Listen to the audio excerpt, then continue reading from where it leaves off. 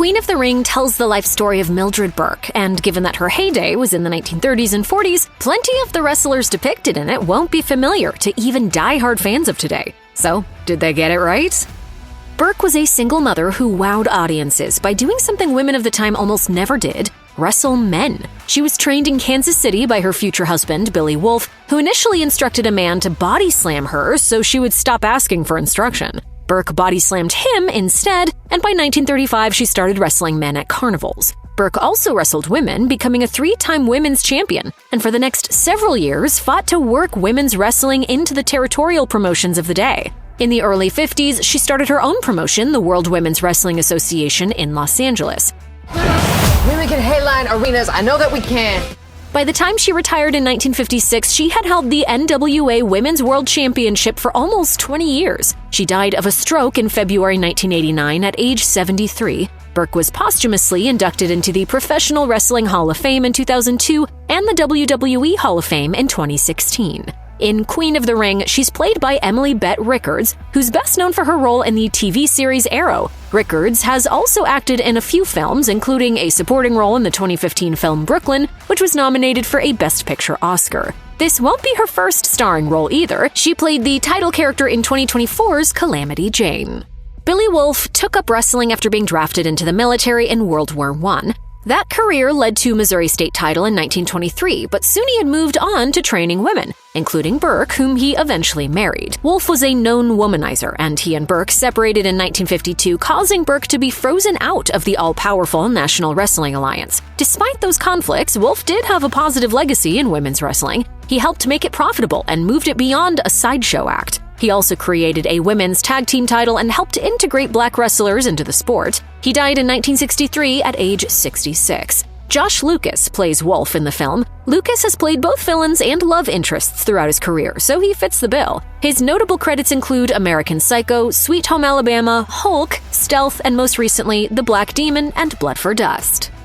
Clara Mortensen was the first woman Burke defeated for championship gold. Mortensen lost the Women's World Championship to Burke in January 1937, having held it since 1932. In their rematch, Mortensen won the championship back, and the pair would feud throughout the rest of their careers. Mortensen was a major draw in the late 1930s and early 1940s, and according to wrestling history, she was also billed as the Women's World Lightweight Champion. Mortensen retired from the ring in 1951 when she started acting and advising in Hollywood. It's appropriate that a woman who is herself a multi-time champion and whose wrestling character is a throwback to Mortensen's era is playing her, AEW Women's Champion Toni Storm. Storm had championship runs in Stardom and indie promotions before making her way to WWE in 2017. She requested her release there in late 2021, making her AEW debut in 2022 and going on to major success there. Despite the cinematic thrust of her character, timeless Toni Storm, this is her first film role.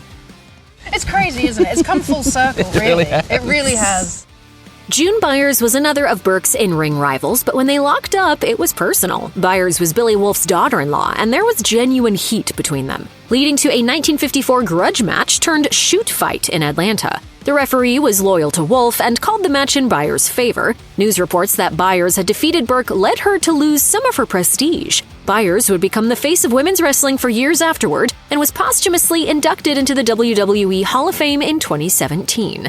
Byers is played by the Brickhouse Kamille, an AEW talent most recently seen alongside Mercedes Moné before the pair had a storyline falling out. Kamille is probably best known for her time as NWA Women's Champion, making her a perfect fit for the film, her first venture into Hollywood. If there's any wrestler in Queen of the Ring modern fans are likely to recognize, it's Mae Young, who appeared on WWE television well into her 80s, as late as 2013.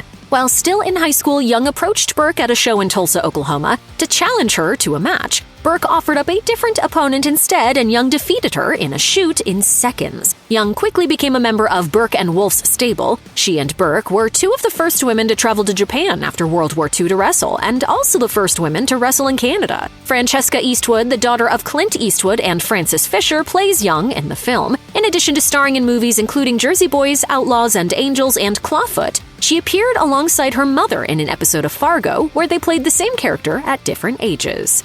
After Burke was frozen out of the NWA, she consulted promoter Jack Pfefer for help. Pfefer would go on to book Burke, Young, and many more women in the decades after Burke and Wolfe's falling out. Pfefer often described pro wrestling as more theater than competition, to the outrage of his fellow promoters, pioneering what would become known as sports entertainment. Walton Goggins brings considerable clout to the role of Pfefer, coming off an Emmy win for his role in the Amazon series Fallout. Goggins is known for immersing himself in his many TV and film roles, so there's no doubt he'll find a way to embody the eccentric promoter. Why would anyone want to limit the spectacle of competition based on gender? With his over-the-top charisma and flamboyance, Gorgeous George was the biggest star professional wrestling had ever seen to date during the time Burke was coming up. Though not much is known about their relationship, the pair were close friends early in their careers, which will be explored in the movie. Gorgeous George was one of the first stars to embrace pageantry and showmanship ahead of his matches during the first golden age of wrestling. The over-the-top role will be played by Australian actor Adam Dimas. He's only appeared in 3 other films thus far in his career, but had success in television, most recently as the lead in Rescue High Surf. He's best known for his roles in the Lifetime series Unreal and the Netflix show Sex Life.